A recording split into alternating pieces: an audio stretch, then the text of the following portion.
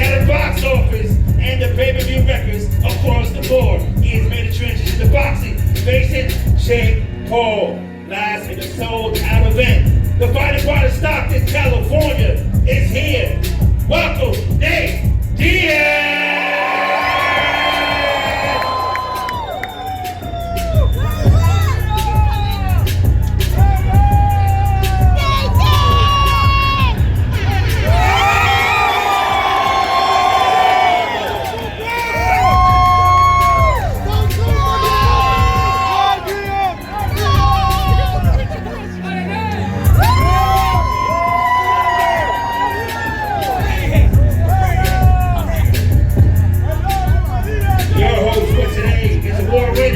Co-host of the morning comeback, CBS Sports is here. Welcome, Brian Campbell.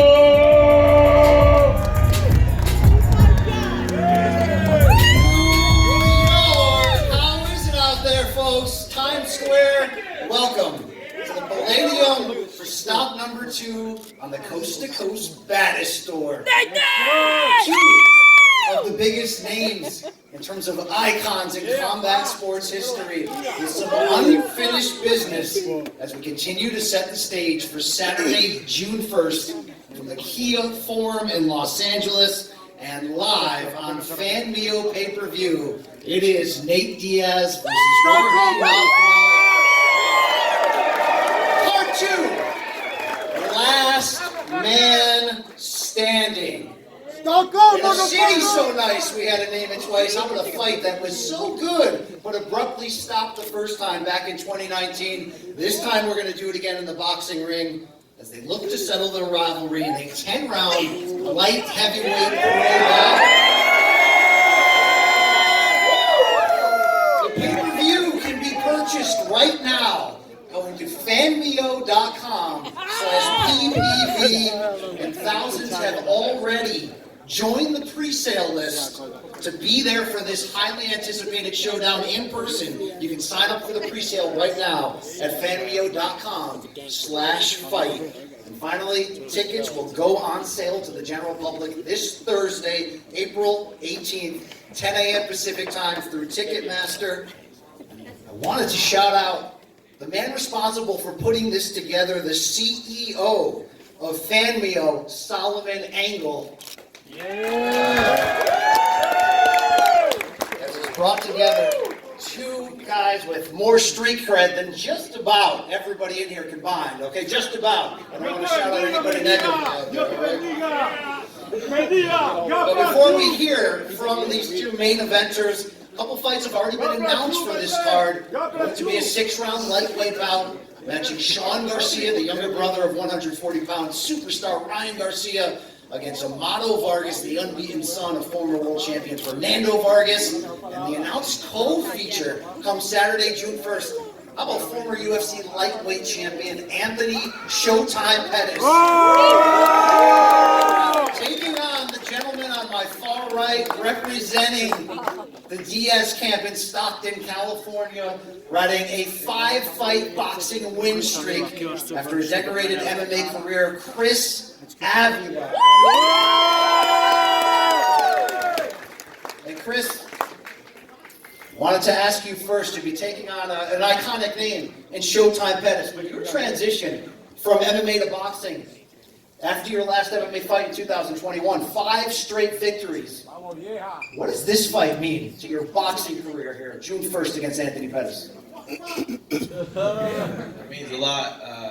I'm just building my resume right now. I'm ready to represent my team and represent my city and do what I got to do and get my hand raised. Yo, happy Chris, birthday, speaking of that team, when you're representing the Nick Diaz Army, there's a reputation, there's a swagger that you've acquired here. What is it like sparring, putting in the work next to an icon like Nate Diaz? It's cool, you know. We're from the same city, Stockton. It's cool. Thank you, Chris Avila. We certainly want to recognize the trainers and team members who will be here with both fighters as we get closer to this fight. From Team Masvidal, a veteran Las Vegas boxing trainer who has worked with the likes of Tyson Fury and so much more, Jorge Masvidal. And next to him, striking coach at the world-famous ATT MMA gym in South Florida. He's been representing Jorge Masvidal for a very long time, Paulino Hernandez. Gentlemen, I want to start with you, Jorge Capetillo. Jorge Masvidal comes calling, looking to make this transition to boxing. So far, what have you liked about working with him that lets you know he can make this transition to go 10 rounds come June 1st? Well, first and foremost, I want to thank God to give us the opportunity to be in this position. Amen. And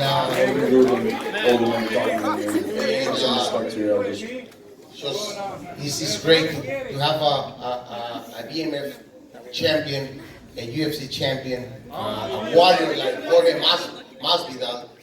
You know, to have it in the gym with his work ethic, with his discipline, and his passion of boxing, man. That's one of the things that they give me the push to work with him. You know what I'm saying? And we all know what this man is capable to do in the octagon, and now it's going to be time to see this man what's going to be capable to do in perform in June 1st in boxing.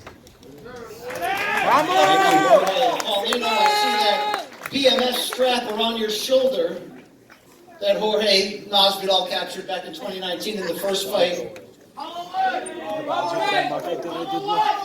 about this transition? It's not overnight for every mixed martial artist to transition to boxing with the footwork, with the striking and everything else. How quickly has Jorge been able to jump into this?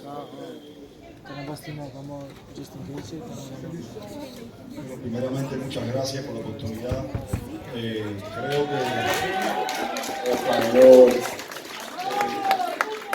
Creo que Jorge Masvidal no es primera vez que hace una pelea de boxeo, creo que ya tiene una pelea de boxeo y ya la ganó. O sea, tiene la experiencia que ya pasó por ¡Viva Cuba!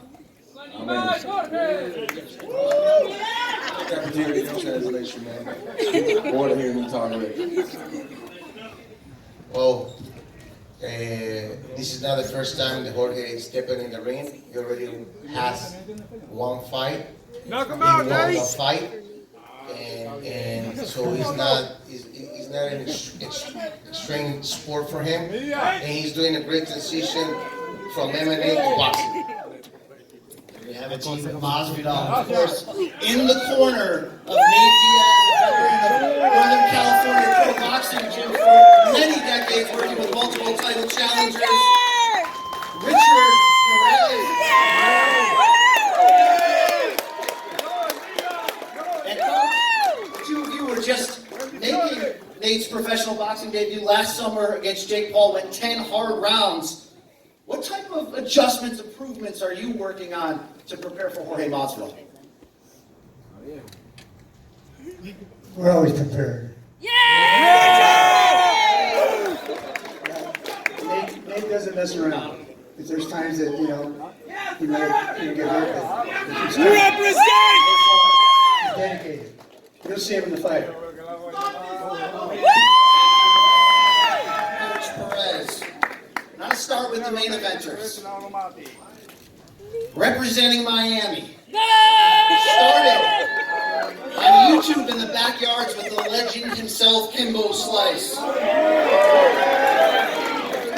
Went on to claim superstardom in 2019 by becoming the consensus MMA Fighter of the Year, delivering the quickest knockout in UFC history. Then you're beheaded Ben Askren. If you want action, how about a 3-time UFC Fight of the Night honoree, a 4-time Performance of the Night winner? How did you do it last night? Represent!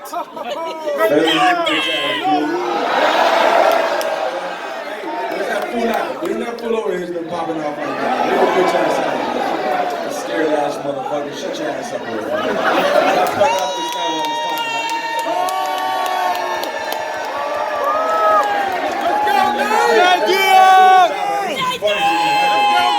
Reference, of course, by his coaching staff. 1-0 as a pro boxer, dating back to 2005 when you made your pro debut.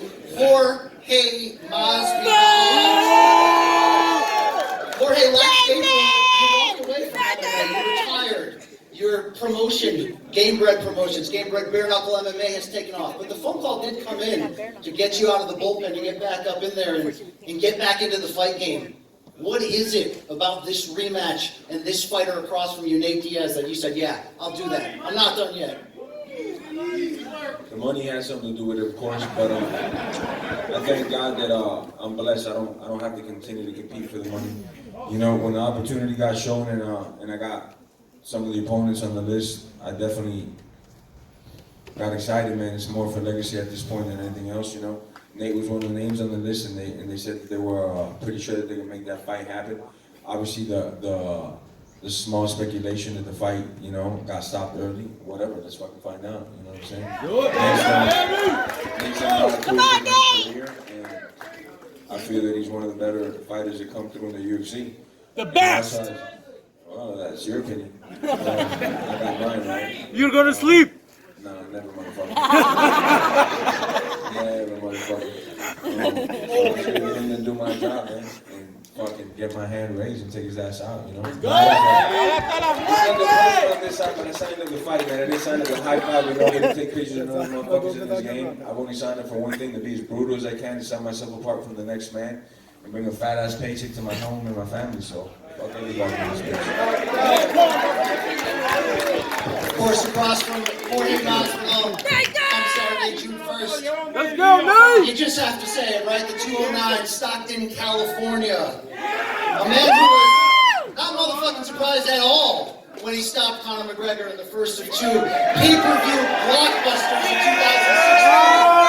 2016. That made him a household name in combat sports circles and beyond. As we mentioned, made his first pro boxing debut, went 10 hard rounds with Jake Paul last summer, and has never been a stranger to the sweet science, having trained with so many world champions and sparring, the likes of Andre Ward and many more. Nate Diaz. Nate, it's a simple question. You two fought 5 years ago in MMA.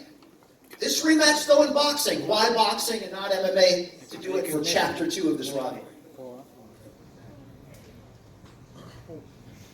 This is part 1, because we're boxing. When we find MMA, it'll be part 2, so... Call him out. We're working out right now, coming out here to whoop that ass in. We know the history between you. UFC 244, 2019. I don't know, 10 blocks away down the road at the world's most famous arena, Madison Square Garden. The inaugural BMF title on the line. We learned a few things through 3 rounds, but a cut abruptly stopped the fight upon doctor's advice. Nate, the competitor in you, how difficult was that to be pulled from the fight, and how much has that motivated you throughout these 5 years to put yourself back into this position to get a second chance at Masvidal? Yeah, I knew I'd be here the whole time, so I knew the time would come. I just got back to it and did what I had to do as soon as I could, and I still feel I'm the fucking man for this whole bitch. Everything you want until the end of time, that's my plan. Back to you 5 years ago on that November night. Dwayne "The Rock" Johnson putting the title around your waist. When you look back on that fight, what went down? What are your memories? Fast one. Fast and explosive. I kick well. They say I got a record for kneeing people in the face, so, you know, I'm gonna fucking use it if it's MMA. Now it's boxing, so buddy don't have to worry about those things, but I also got these hands, you know, that are explosive as fuck. No, you don't!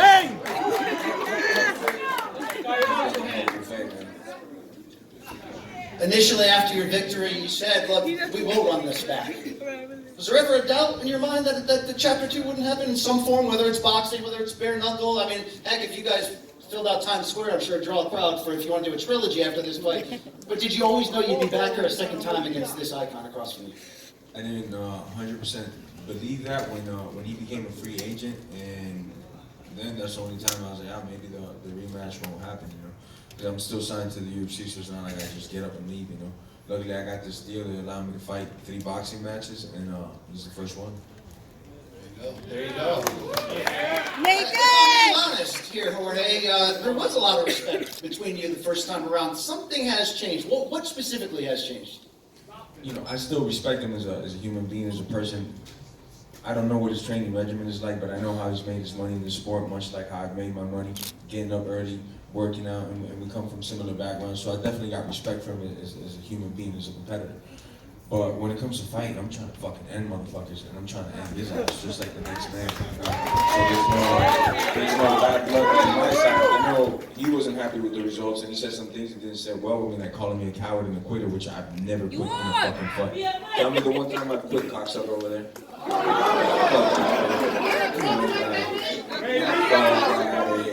ain't never in my life quit. I ain't never in my life tapped. Ask other motherfuckers that got 50 fights that did tap. You like to sleep? Alright, yeah, I've gone to sleep, but because I didn't choose to tap, cocksucker. Those motherfuckers be getting slick out here, man. You catch me outside, man. Big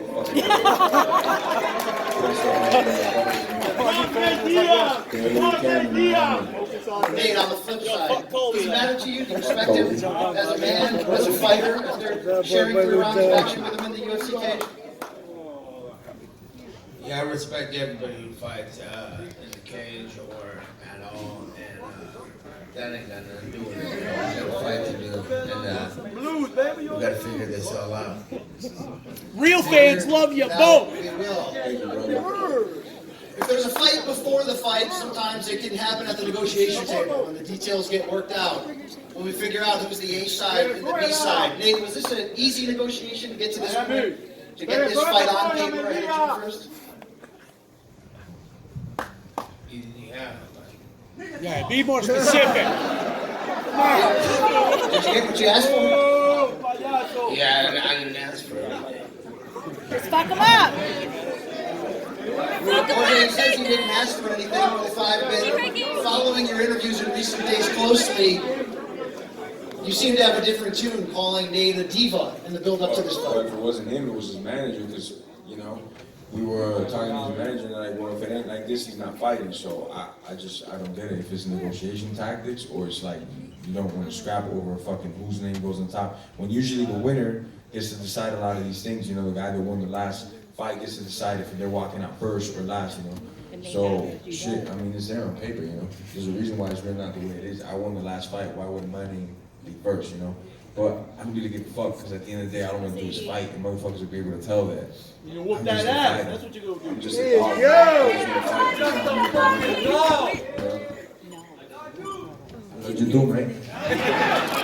Nate, it is a curious question. He technically was the victor the first time around, but your name's on the A side of this promotion. Are you the bigger star? I love you, baby. I love you.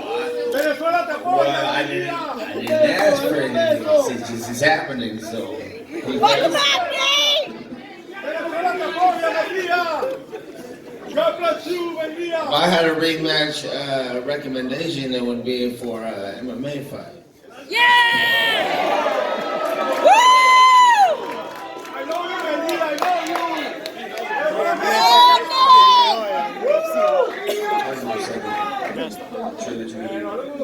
MMA any day. I'm actually signed to a UFC company. Venezuela te apoya. You better ask. But what, you rather fight in another promotion that's not the UFC? Like, what the fuck? Nate, 5 years ago, at least for... If you were the baddest motherfucker, you do what you want.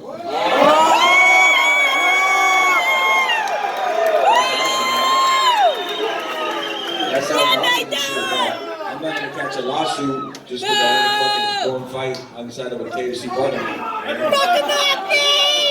Do it right here. Nate, are any of his accusations true? You wouldn't fight in certain cities, it had to be your way? Somebody must have knew what they were doing and told them to do what the fuck they needed to do. I didn't ask no questions. Well, the good news is we have a fight Saturday, June 1st. If we learned anything the first time, Nate, he had the edge over 3 rounds in MMA. Why would you have the edge over Jorge Masvidal in boxing? Oh, who wants a picture? Any combat sport, against any fighter, all of them motherfuckers. same question can go back to you. You referenced you did use kicks, knees, you used your full mixed martial arts arsenal the first time around. In this rematch, how do you stack up against Nate Diaz from a boxing standpoint?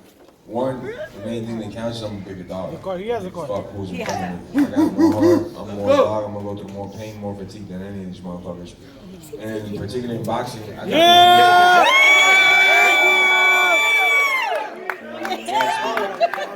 better hand movement, and I'm more explosive, and I think that's what it's gonna come down to, my speed and power. What's the card say? Hey, this is your birthday today as a fan.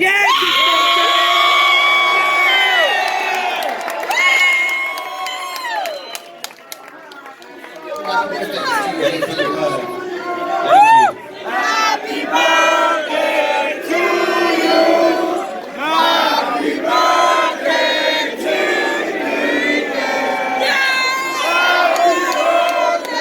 to you.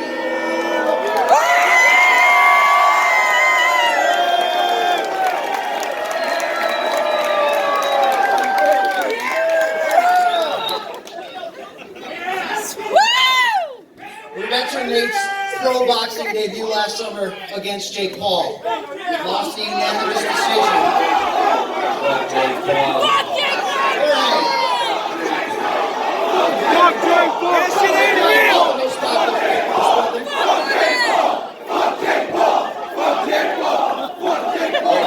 Be nice to Jake Paul.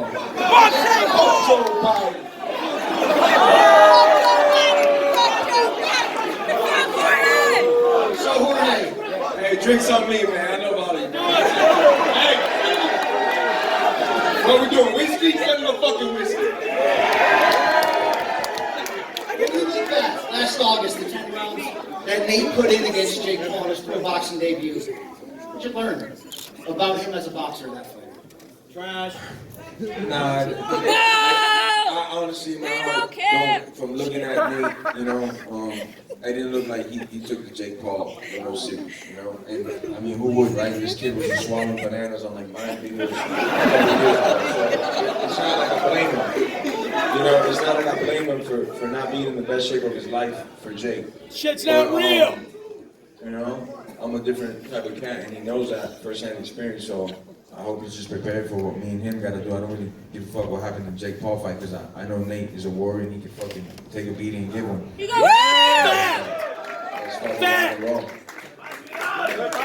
Nate, we've heard this echoed a few times. Friday's first stop in the tour right now. The idea that Jorge believes you didn't take Jake Paul seriously, you weren't in tip-top shape. How do you respond to that?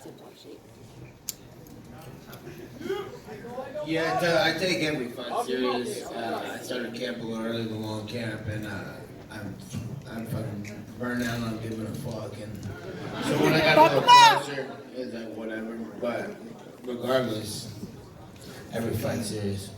Yeah! Nate, what do you need to work on from that first performance as you continue this transition into pro boxing? Probably stop training. All together. A little bit. Coach Perez, Woo! slide that question back over to you. But in 10 hard rounds, is there anything you liked, you didn't like about that first performance? Well, we're working on this one right now. This is what we want to do. We want to work, and he's working really good. And one thing about Nathan, he can throw. When he's training good, he can throw. Woo! And you can see it. You know, he threw the most punches in UFC twice. Yeah! That says it all. Jorge, you would know this better than anybody. How would you describe the power from Nate Diaz? The best. Leon Yeah, she Edwards. felt it. Ask her. I don't know. He's not the hardest hitter I done hit. He'll knock you out! Yeah! He's gonna slap you. How's that slap you? Like I said, he's not the hardest hitter I done faced. You Fix know? your elbow. He's got good endurance. He keeps throwing it, but he's not the hardest hitter I faced. So I wouldn't rank his power too high. You'll see. Yo, Diaz, slap this shit. Do you respect the power coming out of Jorge Masvidal? He's Yeah, weak. respect the power. Anybody who's gonna get in that fight, I don't want nobody hitting me. So, don't get hit a lot like a motherfucker. So that's the plan. I'm coming to win, and that's what this whole shit's all about. Yeah, you know rivalries at times can define a fighter's career because of how big these fights can be, how much they can tell the story of a certain era. Is any elements of your reputation on the line, meaning you must get this win back from Jorge in this rivalry? Yeah, that's what I want to do. I want to win every fight, and if I lose for some reason, I plan on winning the fight back, no matter what. So that's what I'm working.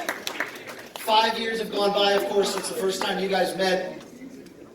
Do you think anyone between you and Jorge has developed an edge in terms of how you've aged or the fights you've had in between? Have you been following his career closely since your last meeting? Yeah, I watch all the fights, and you can't do nothing but get better with time or quit. So he don't look like he's been quitting. It looks like it's time.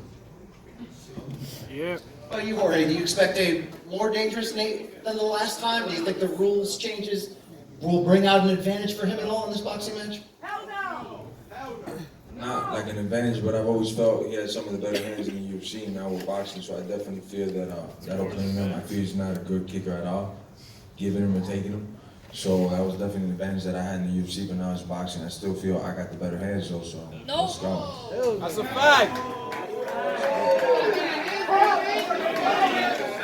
I can't hear the hecklers, man. I can't hear them. Y'all gotta speak up. Y'all gotta learn to heckle better, man. This is New York. Y'all supposed to be good at this shit, man.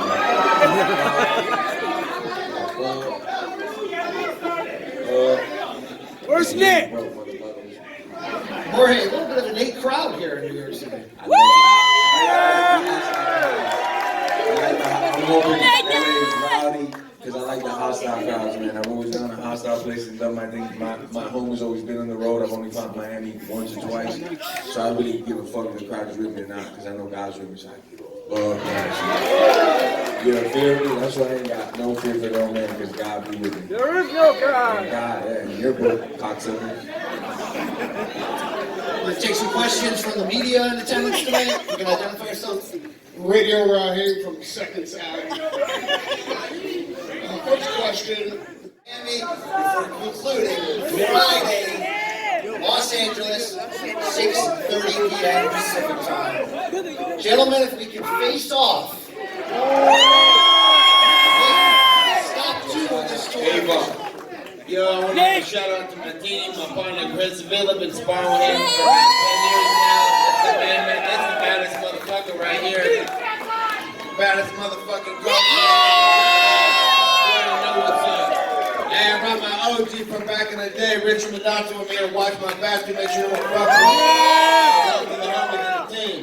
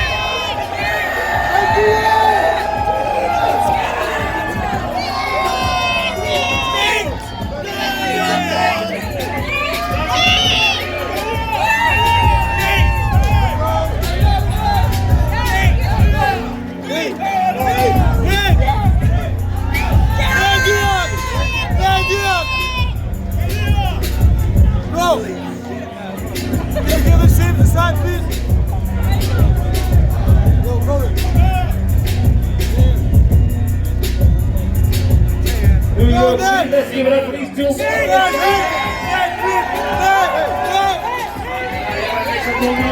to go.